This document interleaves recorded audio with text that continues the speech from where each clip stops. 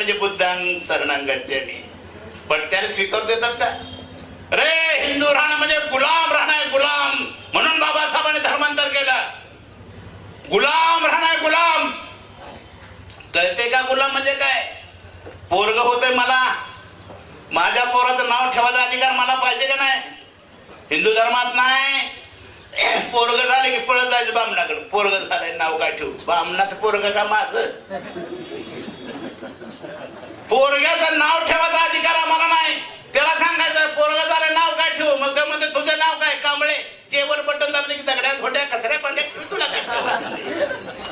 म्हणून आमच्या दगडू आहे, कचरो आहे, धुंड आहे का नाही? दगडाचा आम्ही, कचराचा आमचा. ते सुदर्शन,